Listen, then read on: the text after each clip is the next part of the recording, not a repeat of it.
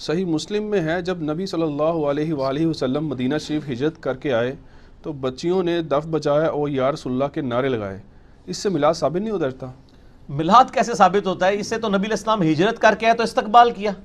ہاں اگر وہ یہ بات ٹھیک ہے کہ ربیع الاول میں آپ نے ہجرت کی تھی، دلائل النبوہ میں آتا ہے سوموار شریف کے دن، اگر ہر سال ربیع الاول میں بچیاں دف بجاتی تھی، طلع البدر علینا پڑھتی تھی، تو پھر تو بات بالکل ٹھیک ہے. تو مسلم شریف میں یہ ہے کہ جس سال آپ آئے اس میں بھی ہے بنو نجار جو آپ کا ننہال والا خاندان کا لوگ تھا، وہ عورتیں اور بچیاں اوپر چڑھ گئیں چھتوں پہ، انہوں نے یعنی یا رسول اللہ، یا محمد یا رسول اللہ، یا محمدہ یا رسول اللہ کے نعرے لگائے صلی اللہ علیہ وآلہ وسلم. تو وہ بالکل ٹھیک ہے، وہ ہم تو مطلب نعرے لگانے کے بھی حق میں ہیں، لگائیں آپ ضرور لگائیں، لیکن نبی علیہ السلام سامنے آئے تھے تو آپ کے استقبال میں انہوں نے نعرے لگائے. جس طرح یہاں پہ بھی جب آتے ہیں وہ ان کے جب علماء آتے ہیں اسٹیج کے اوپر تو ان کے وہ نعرے لگاتے ہیں، ٹھیک ہے نا جی. اور جناح ڈے آتا ہے تو اے قائد اعظم تیرا احسان ہی احسان، تو لگاتے ہیں لوگ. اس طرح کے نعرے اگر کوئی لگانا چاہتا ہے تو لگائے، ہمیں تو کوئی عرض نہیں ہے. المدد یا رسول اللہ انہوں نے نہیں کہا تھا، یا رسول اللہ کہا تھا. تو ہم تو ہر نماز میں یا رسول اللہ کہتے ہیں، السلام علیکم ایھا النبی، تو کہیں کوئی ہمیں کوئی چڑ نہیں ہے، ضرور کہیں، لیکن اس سے یہ والا چیز ثابت نہیں ہوتی ہے. جو چیز جتنی ثابت ہے نا وہ اتنی ہے. اگر وہ ہر سال بچیاں اکٹھی ہوتی تھیں تو پھر آپ کی بات ٹھیک ہے، اگر وہ ایک ہی دفعہ اکٹھی ہوئی ہیں تو پھر ہماری بات ٹھیک ہے. ٹھیک ہو گیا. کیا ایسی کوئی حدیث ہے صحیح بخاری میں کہ نبی صلی اللہ علیہ وآلہ وسلم کی پیدائش کی خوشی میں ابو لہب نے اپنی لونڈی صوبیہ کو آزاد کیا، جس کا فائدہ اس کافر کو بھی مرنے کے بعد ہوتا رہا، عذاب میں تخفیف ہوتی رہی؟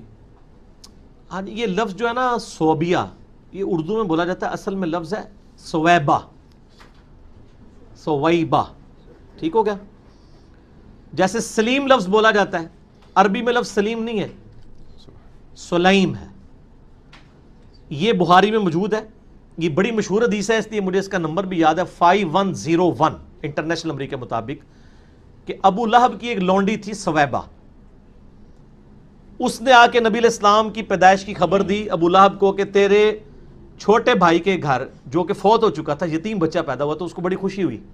تو اس نے خوشی میں یوں اشارہ کر کے نا سویبہ کو آزاد کر دیا، اور یہ وہ لونڈی ہے جس نے نبی علیہ السلام کو اپنا دودھ بھی پلایا تھا. یعنی آپ کی آپ سمجھ لیں رضائی والدہ بھی بنتی ہے، رضائی ماں. تو عروہ جو ہے نا تابعی، جو سیدہ عائشہ کے بھانجے ہیں اور عبداللہ ابن زبیر صحابی کے چھوٹے بھائی ہیں، عروہ ابن زبیر، اسماء بنت ابی بکر کے بیٹے، وہ بیان کرتے ہیں کہ یعنی ابو لہب کے گھر والوں میں سے کسی نے خواب میں دیکھا، پوچھا کیا ہوا، ان کا جب سے تم سے جدا ہوا ہوں نا کوئی اچھا وقت نہیں دیکھا، البتہ جو میں نے سویبہ کو آزاد کیا تھا نبی علیہ السلام کی پیدائش کی خوشی میں، اس کی وجہ سے اللہ تعالیٰ مجھے اس انگلی سے ایک مشروب پلاتا ہے. یہ یعنی تھوڑی سی فائدہ ہوتا ہے، عذاب میں تھوڑی بہت تخفیف ہو جاتی ہے. اب بعض لوگ کہتے ہیں یہ روایت منقطع ہے، امام بخاری نے سند نہیں بیان کی، عروہ بیان کر رہا ہے، خواب ہے، یہ وہ. ہم ان بحثوں میں نہیں پڑھتے، ہم کہتے ہیں ٹھیک ہے، بالکل ٹھیک ہے. نبی علیہ السلام کی پیدائش کی خوشی میں اس نے نبی سمجھ کے نہیں، بھتیجا سمجھ کے کیا تھا، اور ایک ہی دفعہ کیا تھا، ہر سال وہ لونڈیاں آزاد نہیں کرتا تھا، تو اس کا نفع اس کو پہنچ گیا.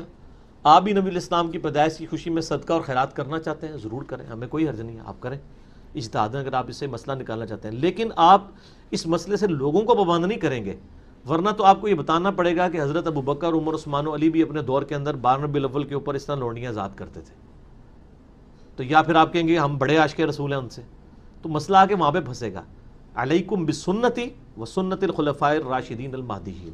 ان سارے مسئلوں کو پھر اجتہادی رکھیں، کتاب و سنت دین بنا کے پیش نہ کریں، اجتہاد کو دین نہ بنائیں. ٹھیک ہو گیا. اچھا، ایک حدیث ہے سنن الکبریٰ البیہقی میں اور معجم الاوسط میں کہ نبی صلی اللہ علیہ وآلہ وسلم نے اپنا میلاد خود منایا اور بکری ذبح کر کے صحابہ کرام علیہم رضوان کی باقاعدہ دعوت کی. یہ ڈاکٹر طارق قادری صاحب نے بھی روایت پیش کی ہے. یہ نبی علیہ السلام نے اپنا عقیقہ کیا تھا اصل میں اعلان نبوت کے بعد، یہ میلاد نہیں منایا تھا، ورنہ تو یہ ایک دفعہ نہ ہوتا، ہر سال ہوتا. ٹھیک ہو گیا. عقیقہ کیا تھا آپ صلی اللہ علیہ وآلہ وسلم نے، اور بڑی عمر کا عقیقہ ہو سکتا ہے، کسی کا بچپن میں نہیں ہوا ہوا، بعد میں وہ خود بھی کر سکتا ہے. تو یہ بیسیکلی عقیقہ تھا، نہ کہ کوئی میلاد منایا گیا تھا. آؤٹ آف کانٹیکسٹ کوٹ کرتے ہیں یہ. کیا صحیح مسلم میں ایسی کوئی حدیث موجود ہے کہ حضرت معاویہ رضی اللہ تعالیٰ عنہ نے باقاعدہ محفل میلاد کا اہتمام کیا تھا صحابہ کرام کو جمع فرما کر؟ نہیں، محفل میلاد نہیں تھی. یہ صحیح مسلم کی ایک حدیث بڑی آج کل بھی آپ کو مارکیٹ میں نظر آئے گی، وہ حدیث آپ خود پڑھ لیں تو آپ کو پتہ چل جائے گا.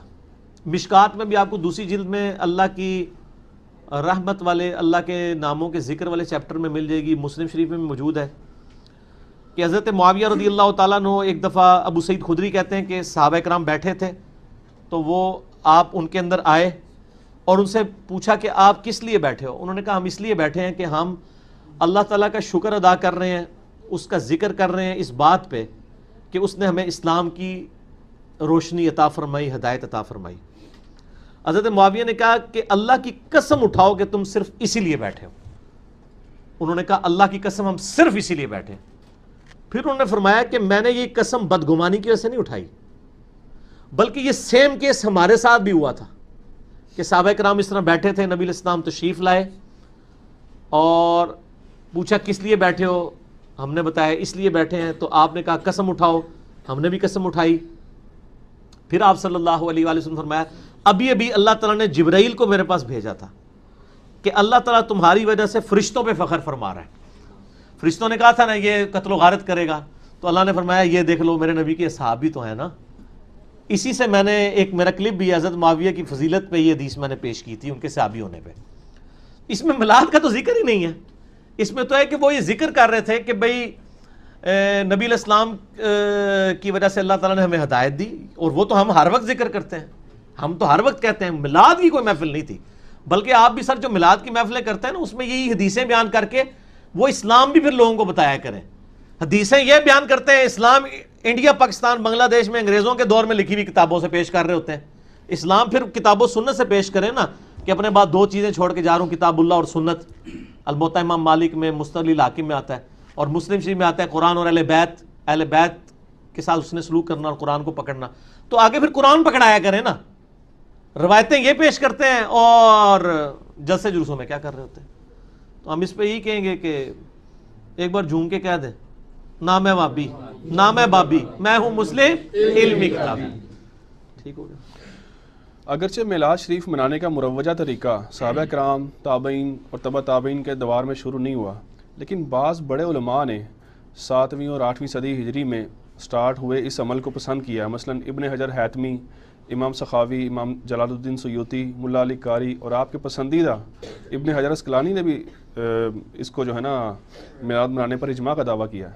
تو کیا یہ درست نہیں ہے؟ انہوں نے اجماع کا دعویٰ نہیں کیا، لیکن باقی جن بزرگوں کے ہم نے نام لیے نا یہ واقعی، یعنی پہلی بات تو یہ ثابت ہوئی کہ ان بزرگوں کی اگر یہ بات ماننی ہے تو یہ بھی مانے کہ ان بزرگوں نے خود مانا ہے کہ یہ 7ویں صدی ہجری میں یہ سارے معاملات شروع ہوئے ہیں میلاد والے. یعنی وہ بھی حکمرانوں کے زیر سایہ وہ علماء کو بلاتے تھے، ان سے تقریریں کرواتے تھے، ان کو شرفیاں دیتے تھے. ٹھیک ہے نا جی. اور ظاہر ہے اس وقت علماء کو تعریف ہی کرنی چاہیے تھی کیونکہ وہ ڈائریکٹ بینیفیشری تھے اس پورے سسٹم کے.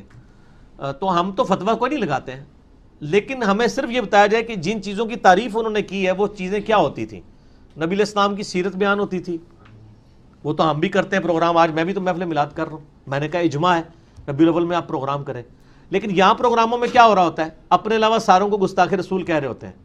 اگر ان اماموں نے لکھا ہے کہ اس وقت میلاد کی محفلوں میں لوگوں کو گستاخ رسول کہا جاتا تھا اور یہ شعر پڑھا کرتا تھا جایا تھا کہ جی نثار تیری چہل پہل پہ ہزاروں عیدیں ہیں ربیع الاول، سوائے ابلیس کے جہاں میں سبھی تو خوشیاں منا رہے ہیں، اگر یہ شعر پڑھا جاتا تھا تو پھر بتا دیں. یہ تو نہیں پڑھا جاتا تھا. تو اس طرح کے پروگراموں کو تو ہم جائز سمجھتے ہیں، ہم تو نہیں فتویٰ لگاتے، بالکل نہیں لگاتے. ایسے پروگرام جو کتاب و سنت کے دائرے کے اندر ہوں کریں آپ، کوئی حرج نہیں، سارے کرتے ہیں. کوئی سیرت النبی کانفرنس کرتا ہے، کوئی میلاد مصطفیٰ کانفرنس کرتا ہے، کوئی امام اعظم محمد رسول اللہ کانفرنس کرتا ہے صلی اللہ علیہ وآلہ وسلم.